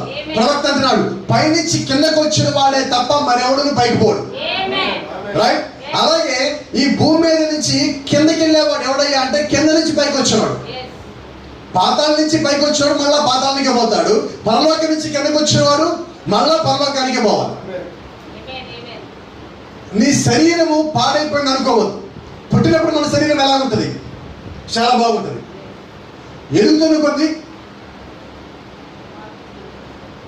when you are in teens, మీరు ఎవరి ప్రాయంలో ఉన్నప్పుడు then just check your body, your skin, it looks so good. మీ యొక్క చర్మం మీరు పరీక్షించుకున్నప్పుడు చాలా బాగుంటుంది. when you are getting old then you will find wrinkles. మీరు వృద్ధులవుతున్న కొద్ది శరీరానికి వయసు పెరుగుతున్న కొద్ది ఏమంటే కొన్ని ముడతలు కనిపిస్తూ ఉంటాయి. అయితే ఈ కాల ప్రభుత్వం ఒక మాట చెప్పున్నాడు, పరలోకంలో నీ యొక్క శరీరం ఎలాగ ఉంటుందంటే 18 ఏళ్ల నుంచి 21 సంవత్సరం మధ్యలో నువ్వు ఎలాగైతే ఉన్నావో నువ్వు అక్కడ అలాగ ఉంటావన్నాడు. హల్లెలూయా. నీకు ఏ హాని, నీకు ఎంత మాత్రం హాని చేయదు, ఎంత మాత్రం హాని కలదు. ఒక మాట చెప్తాను మీరు, అపోస్తలులందరినీ హతసాక్షులుగా మార్చారు. ఒక ప్రకటన గ్రంథం రాసిన యోహాను తప్ప. మరి వారి శరీరాలన్నీ ఎలా ఉంటాయి, ఎలా పైకి లేస్తాయి? 18 నుంచి 21 సంవత్సరాల మధ్య ఉన్న వారి పైకి లేవాలి. ఆమేన్. మీకు చాలాసార్లు చెప్పాను, మళ్ళీ జ్ఞాపకం చేస్తాను. షాలోమ్ అన్న మెసేజ్లో, ఎల్షద్దాయ్ అనే మెసేజ్లో ప్రవర్తించున్నాడు. ఒకరోజు ప్రవక్త తలదూకుంటున్నాడు. భార్య మేడ అన్నది, ఏం దూతున్నావు అన్నది. తలదూకుంటున్నాను. తల మీద ఏముంది, ఏం దూతున్నావు అన్నది. ఆయన అంటున్నాడు, నా తల మీద ఉన్న వెంట్రుకలు నువ్వు ఒక్కటి కూడా కోల్పోలేదు అని. He said, I never lost one of my hairs. మేడ చేస్తున్న పని ఆపేసి పరిగెత్తుకుంటే అక్కడికి వచ్చి, బలి pray and let me know where they are. నువ్వు ప్రార్థన చేయి, అవి ఎక్కడ నాకు ఇప్పుడు చెప్పు అన్నప్పుడు he said. అవి నా తల మీదకి రావడానికన్నా ముందు ఎక్కడున్నా ఇప్పుడు అక్కడే ఉన్నాయి.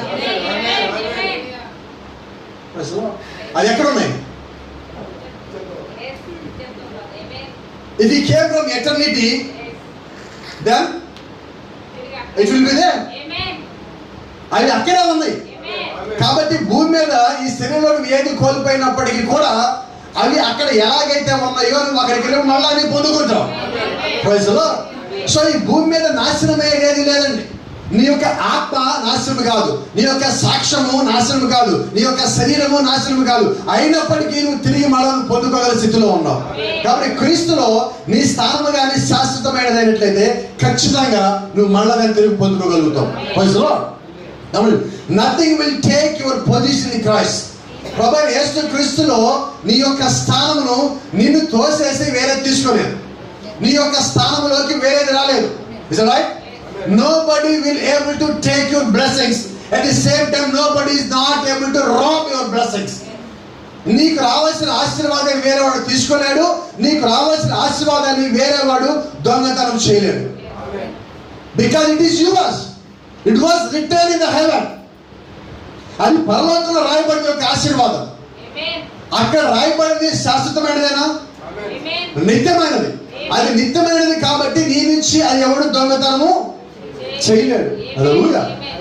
కాబట్టి ఈ రోజు నిజంగా నీ యొక్క స్థానము క్రీస్తులో ఉందని నీకు తెలిసిన తరువాత నువ్వు ఇంక దేనికి భయపడతావు? ఒకదాని చెప్పండి, దేనికి భయపడతావు? ఎప్పుడు భయపడతావు? నిన్న ఫ్రైడే చెప్పుకున్నా. ఎప్పుడు మనం ఏడుస్తాం? క్రీస్తులో లేని వారు ఏడుస్తారండి. ఒక పరిస్థితిలో నువ్వు పడిన తర్వాత ఏడ్చేవారు ఎవరయ్యా? మొట్టమొదటిగా అంటే క్రీస్తులో లేనివారు.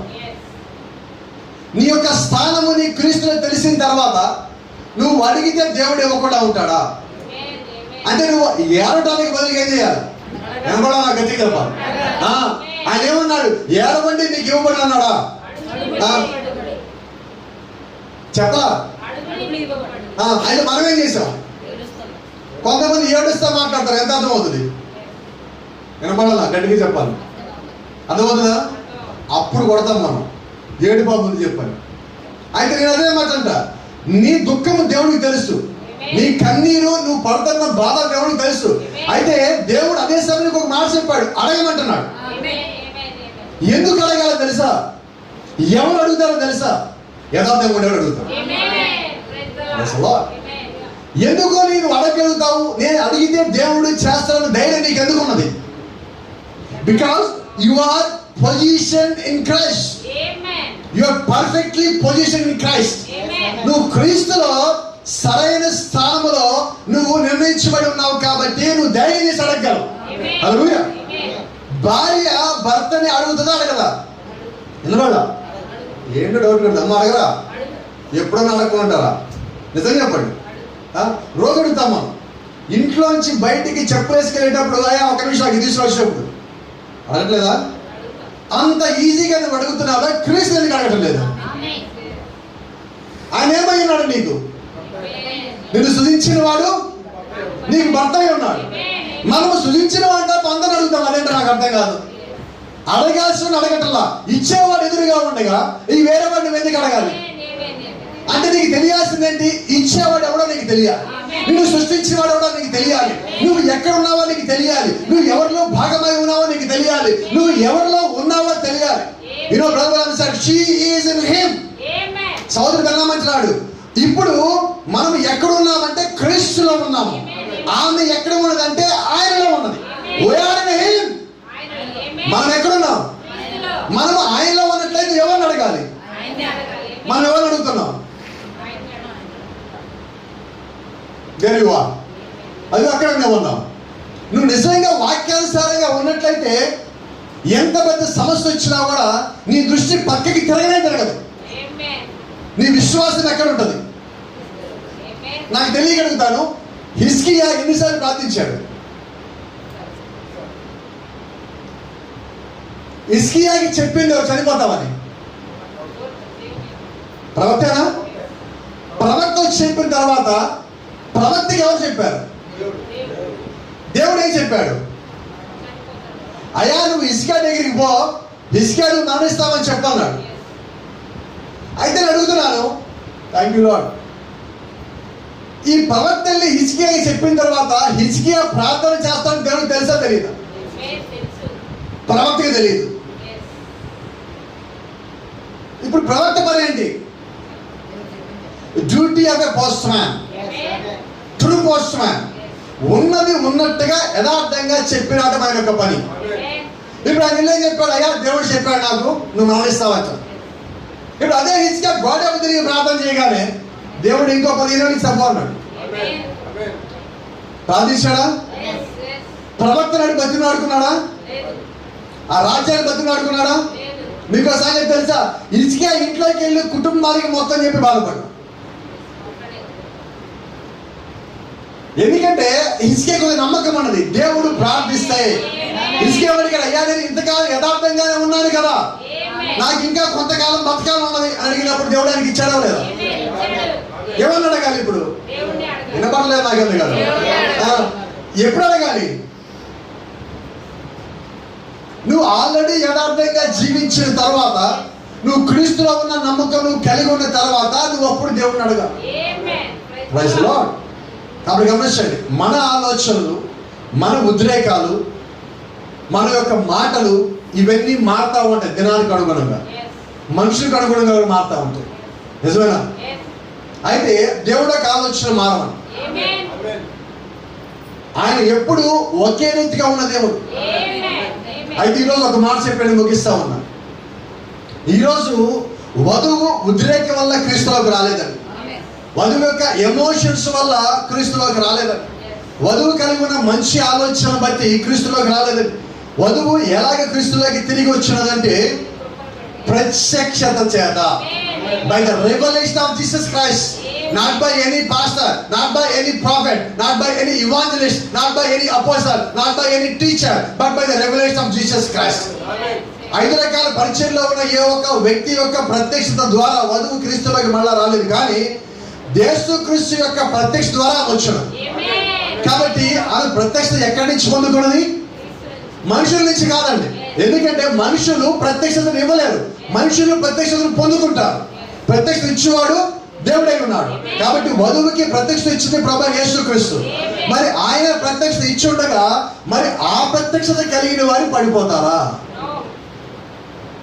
సో క్రీస్తులో ఉన్నవారు పడిపోతారా? వధువులో ఉన్నవారు పడిపోతారా? అయితే గమనించండి, ఈ అపవాది ఎవరి దగ్గరికి వస్తారంటే వధువులో ఉండే వారి దగ్గరికి వస్తూ ఉంటారు. చూడండి, నేను ఎప్పుడు మాట్లాడుతుంటాను. అసలు బైబిల్లో మత్తయి సువార్త 28:19 తండ్రి యొక్క, కుమారుని యొక్క, పరిశుద్ధాత్మ యొక్క బాప్తిజం రాయకుండా ప్రతి ఒక్కడు యేసుక్రీస్తు నామంలో బాప్తిజం పొందండి అని అక్కడ యేసుక్రీస్తు ఒక్క మాట చెప్పేసి ఉంటారు. 3000 డినామినేషన్ పుట్టాయి కాదు, అవునా? ఎందుకని అలా చెప్పాడు? తప్పించాలి. నిజమైన వాడు ఎవడో, ఆ ప్రత్యక్షతను పొందుకున్న దేవుడు ఎవరికైతే ఇచ్చాడో వాడు తెలుసుకొని ఆ నామంలో బాప్తిజం పొందుతాడు. అంటే కొంతమందిని ఆయన ఉద్దేశంగా తప్పించున్నాడు, కొంతమందిని ఆయన ముందుగా నిర్ణయించాడు కాబట్టి వాళ్ళ లోపల రప్పించున్నాడు. ఎందుకని మనము ఆ తప్పించుకునే వారి జాబితాని తప్పించుకుని లోపలికి వచ్చాము. ఇక్కడ ఉన్న ఎవరో ఒకరో ఇద్దరు కొంతమంది ఆల్రెడీ తండ్రి కుమార నామంలో బాప్తిజం పొంది మళ్ళా యేసుక్రీస్తు నామంలో బాప్తిజం పొందుంటారు. అసలు మళ్ళా అనకూడదు, ఇక్కడ సందర్భం కాబట్టి చెప్తున్నా. ఎవరైనా పొందడం అలాగా మీకు అదృష్టం ఏంటో తెలుసా? మీరు ఆ గుంపులో వెళ్ళిపోతా ఉంటే దేవుడికి నిర్ణయించబడ్డారు కాబట్టి దేవుడు లాగి నుంచి ఇక్కడ పడేశాడు. అర్థమవుతుందా? అంటే దేవుడు మీరేం చేస్తారంటే అందరు పోతారు కదా, మనం పోదామని వెళ్ళిపోయారు. అయితే దేవుడి ఆలోచనలో ఎవరైతే ఉన్నారో వాళ్ళు మళ్ళీ వెనక్కి లాగి తెచ్చి ఇక్కడ పెట్టాడు. కాబట్టి నేనంట మిగిలిన వాళ్ళకైనా మీరు ఇంకా జాగ్రత్తగా ఉండాలి. ఎందుకంటే ఆల్రెడీ దేవుడు మీకు ఒక అవకాశం ఇచ్చున్నాడు, రైట్? నేను కూడా తండ్రి కుమారుల ముందు బాప్తిజం పొందాను. లోదన చర్చిలో గుప్పె నీళ్లు గిన్నెతో నెత్తి మీద బోధిస్తే బాప్తిజం పొందాడు. నేను కూడా పెళ్లి బాప్తిజం. I don't believe in it. నేను వాక్యం అనేది నాకు తెలియనప్పటికీ కూడా మా మిస్సెస్ని పెళ్లి చేసుకోవడానికి వాళ్ళు బాప్తిజం తీసుకోమని అడిగితే కరెంట్ ఇవ్వండి, నాకు అమ్మాయి కావాలి ముందు అనుకున్నట్టుగా అక్కడికి వెళ్ళి వచ్చున్నా. అంతేగా అప్పుడు దేవుడు వెళ్ళినప్పుడు ఏం చేస్తాం? ఎలాదని చెప్పొద్దు, చెప్పని లెక్కప్ప చెప్పాలి. పైకి ఇక్కడ ఉన్నాం. అప్పుడు ఉన్నది ఏంటి? నా దృష్టి అంతా ఎలాగైనా మీరు పెళ్లి చేసుకోవాలి. కాలే భాస్కర్ గారు ఉన్నారు, మంచి భాస్కర్ గారు ఆయన. నేను ఇక్కడికి వచ్చిన తర్వాత వర్తమానంలోకి వచ్చాక ఆ పాస్టర్ గారు చాలాసార్లు అడిగా, అయ్యా ఎప్పుడు బాప్తిజం పొందుతారని. నాకు పెళ్లి చేసిన ఆయన్ని. ఆయన నేను బాప్తిజం పొందుతుంది అయ్యా అంటాను. లేదు పాస్టర్ గారు నిజంగా తెలుసుకోండి, మీరు వర్తమానం వినండి అనేవాడు. నేను ఇప్పుడు లేడు ఆయన మన మధ్యలో. ఒక గిన్నె నీళ్ళు తీసుకొచ్చి నా నెత్తి మీద ఇలా గుమ్మరిస్తే ఇలా కాదు ఇక్కడ దాకా వచ్చింది. ఇప్పుడు చెమటే కొద్దిగా ఎక్కువ వచ్చింది, అది ఇక్కడ దాకా కూడా తలపల షర్ట్ని. ఇలాగెళ్ళి మా మెసేజ్ దగ్గరికి వచ్చి ఒక మాట అడిగా, ఈ నెత్తి మీద పోసే నీళ్లు నా చొక్కా మొత్తం తలపలేకపోయి నన్ను ఎలాగో మారుస్తాయి అన్న. ఆ రోజు అది నిజమండి, తెలియకలని మాట్లాడడానికి అది నిజం. ఆ తర్వాత మళ్ళీ ప్రభు యేసుక్రీస్తు నామములో బాప్తిజం పొందాల్సి వచ్చింది. మళ్ళా అనకూడదు అక్కడ, ఇదే బాప్తిజం, అది కాదు కాబట్టి. ఇప్పుడు నిజమైన బాప్తిజం పొందాను కాబట్టి ఏం చేయాలంటే, దేవుడిని ఆల్రెడీ తప్పించాను నాకు తెలుసు. నన్ను ఆ గుంపులో పోకుండా, కొట్టుకు పోకుండా నన్ను తెచ్చి ఇక్కడ పెట్టాడు కాబట్టి నాకు బాధ్యత ఇంకా పెరిగినది. ఒకసారి తప్పిపోయా, తెచ్చి ఇక్కడ పెట్టాడు. ఇప్పుడు ఏం చేయాలి? మళ్ళీ తగ్గిపోవచ్చా? బాగోడదు.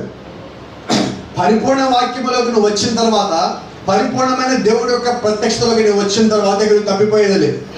ఒలీవ బ్రహ్మామును కూడా ఆయన పరిచయంలోకి వచ్చిన మొదట్లో బాప్టిస్టు బోధకుడిగా ఉన్నాడు.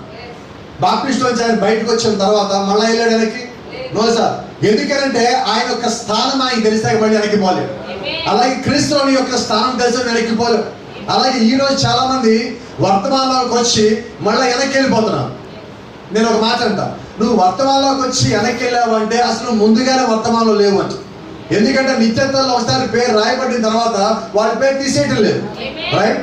అయితే యేసుక్రీస్తు ఎవరితో ఈ మాట అన్నాడంటే, ముందు 12 మంది శిష్యులతో ఆయన ఒక మాట అన్నాడు. ఏ మాట అన్నాడు అంటే, ఇదిగో తేళ్లను పాములను త్రొక్కడానికి మీకు అధికారం ఇచ్చాను. అదే దేవుడు మళ్ళా వీళ్ళు దెయ్యాలు కొట్టామని డాన్స్ వేసుకుంటా వస్తుంటే ఆయనతో ఒక మాట అన్నాడు, అయ్యా దెయ్యాలు మీకు లోపడతానే మీరు ఆనందపడదు, కానీ పరలోకమందు మీ పేరు రాయబడి సంతోషపడండి. ఎందుకంటే ఆ డాన్స్ వేసి సంతోషపడే వాళ్ళలో ఇస్కరియోతు యూదా కూడా ఉన్నాడు. ఇప్పుడు దేవుడు ఎవరు చెప్పినాడు ఈ మాట? యూదా అనుకుంటున్నాడు, నా పేరు కూడా పరలోకం ఉంది కదా.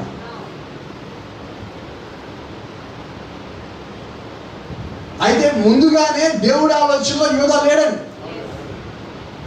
యూదా తప్పు చేసిన తర్వాత, యూదా దేవుడిని అప్పగించిన తర్వాత పేరు తీసేయలేదండి, అది ఎప్పుడో జరిగిపోయింది, రైట్? అలాగే నీవు కూడా తప్పు చేశాక, పాపం చేశాక దేవుడిని పేరు తీసేయడం కాదు. దేవుడిని నిన్ను పిలిచాడు అంటే ఆయన నిత్యత్వానికి నిన్ను పిలిచాడని. ఒకసారి రాయబడిన పేరు ఆయన తీసేయాల. ఇది గోత్రాలు కాదండి, వధువు పేర్లు. గోత్రాల పేర్లు రాసేసాడు, తీసేశాడు. అయితే వధువు పేర్లు రాయటమే కానీ తీయటం లేదు. దాంట్లో రాయబడిన వాడు ఎవడో ఈ గ్రంథంలో వాడు దాయబడి ఉన్నాడు. ఆ రాయబడిన గ్రంథంలో దాయబడిన వాడు ఎవడైతే ఉన్నాడో వాడే సమాధి నుంచి పైకి తీయబడతాడు. వాడే సమాధిలోకి వెళ్ళకుండా పైకి పోయేవాడిగా ఉన్నాడు. మరి నిజంగా క్రీస్తులో నీ యొక్క స్థానము, నీ యొక్క విలువ, ఆ యొక్క సాక్ష్యముగా నువ్వు కలిగి ఉన్నట్లయితే నువ్వు లోకంలో దేనికి లొంగవు. ఆమేన్. ఒక మాట అంటా నేను, బహుశా మీకు అందరికీ కోపం రావచ్చేమో. వధువులో ఉన్న వాళ్ళంతా కొద్దిగా మొండోళ్ళు, కొద్దిగా ఎక్కువే. మోషే ఎలాంటి వాడు? వినపడలేదా? కొంచెం గట్టిగా చెప్పండి. మొండోడా? పేతురు ఎలాంటి వాడు? అపోస్తలులు పౌలు ఎలాంటి వాడు? యేషయా ఎలాంటి వాడు? ఇర్మియా ఎలాంటి వాడు? అబ్రాహాము ఎలాంటి వాడు? గిద్యోను ఎలాంటి వాడు? ఏంటి అందరూ తెలిసి ఇదే వస్తుంది? ఏంటంటారు సమస్య? వీళ్ళు సామాన్యతలో ఉన్నారు కానీ మొండోళ్ళు అండి. నోవహు ఎలాంటి తెలుసా మీకు? అసలు అప్పటిదాకా భూమి మీద జరగని దాన్ని నోవహు చెప్తున్నాడు. లోకం నమ్ముతుందా? ఆయన నోవహు ఏమంటున్నాడు, నువ్వు నమ్మకపో నేను చెప్పేది. దేవుడు నాకు చెప్పాడు, నువ్వెవడు నాకు చెప్పడానికి? అయిపోయి తీసేయి, కేసు కొట్టేశాడు ఇంక నోవహు. అక్కడ ఇంకా పని చేయదు. 100 మంది రాని వాళ్ళు ఇచ్చాడు, ఒప్పుకుంటాడా? ఇక్కడ మోషే నిలబడినప్పుడు మోషే ఎదురుగా ఎన్నో అంబరే ఉన్నారు. మోషే ఏం చేస్తే వాళ్ళు అదే చేస్తున్నారు. వింత విషయం తెలుసా, మోషే కర్ర కింద వేస్తే వాళ్ళు కర్ర కింద వేశారు. మోషే కర్ర పావులు అయితే వాళ్ళ కర్ర కూడా పావులైంది. మోషే కర్ర ఆ పావులు మింగేసింది. రైట్? మోషే ఈగలు తెచ్చాడు, వాళ్ళు కూడా ఈగలు తెచ్చాడు. మోషే ఈగలు పంపించాడు, వాళ్ళు పంపించట్లేదు. అపవాదికి నీకు శోధనని కలగజేయడమే వాడు తెలుసు, తీసేయడం కాదు. రైట్? అయితే నిజమైన దేవుడి సేవకుడికి శోధనని తీసేయడమే తెలుసు, కలిగించడం. ఆ ఒత్తిడి ఎందుకు దేవుడు మోషే ద్వారా కలిగించాడంటే వాళ్ళు దేవుడిని తెలుసుకోవాలని. సో మనకు వచ్చే శ్రమ, శోధన, ఒత్తిడి దేనికి? దేవుడిని తెలుసుకోవడానికి. తెలుసుకున్నాక వాటితో ఇంకేం పని ఉన్నది? ఐగుప్తు నుంచి వారు బయటకు వచ్చిన తర్వాత వారి మధ్యలోకి మిడతలు వచ్చినాయా? కప్పలు వచ్చినాయా? తేళ్ళు వచ్చినాయా? ఎందుకే రావా? అవసరం దేవుడికి రాలేదని. వారు దేవుణ్ణి ఎరిగిన తర్వాత దేవుడు వాళ్ళని శోధనకు గురి చేయడు, ఎందుకంటే అది తెలిసేంత వరకే. అలాగే ఈ రోజు కూడా వధువులో ఉన్న మనకి దేవుడు ఎందుకని ఇవన్నీ కలుగు చేస్తాడంటే నీ యొక్క స్థానమును పూర్తిగా తెలుసుకునేంత వరకే. తెలుసుకున్నాక వాడు భయపడవు. ఎందుకు భయపడమంటే నా స్థానం తెలిసింది, ఇది నేనేమి చేయలేదు. హల్లెలూయా. అంటే నీ విశ్వాసం యొక్క స్థాయి మార్పు చెందింది, నీ విశ్వాసం యొక్క స్థాయి పెరిగినది. క్రీస్తులోని స్థానం నీకు తెలిసిన తర్వాత నిన్నెవరు పక్కకి తొలగించలేదు. ప్రభు యేసుక్రీస్తు నామములో నీటి బాప్తిజం కాకుండా ఆత్మ సంబంధించిన బాప్తిజం పొందుకొని దేవుని యొక్క ఆత్మ చేతగా నేను నింపబడినట్లయితే అది నీ యొక్క స్థానం. That is your position in Christ. యేసుక్రీస్తు నీ యొక్క స్థానం అది. ఆమేన్. ఆయన నీకు స్థానం ఎప్పుడో ఇచ్చాడు. సమస్య ఏంటంటే నేను నా స్థానాన్ని తెలుసుకోవాలి. I must know my place in Christ. క్రీస్తులో నా స్థానం ఏంటో తెలుసుకోవాలి. Praise the Lord. Let me ask one question. What is my position in church? సంఘంలో నా స్థానం ఏంటి? ఎప్పుడైనా అలా ప్రశ్నించుకున్నాం మనం? క్రీస్తులో నా స్థానం అంటే చాలా బాగున్నాం మనం, రైట్? సంఘంలో నా స్థానం అంటే ఏంటి? దేవుడు నీకు ఏదైతే తలాంతు ఇచ్చాడో ఇచ్చిన తలాంతును దేవుడి కొరకు వాడటం, రైట్? ఒకవేళ నువ్వు ఇంటింటికి వెళ్ళి సువార్త చేసే ఆ తలాంతు దేవుడు నీకు ఇచ్చాడు అనుకో, నువ్వు ఆ తలాంతు చేసినప్పుడే ఆయన నిలబడతావు. ఆమేన్. నిజమేనా?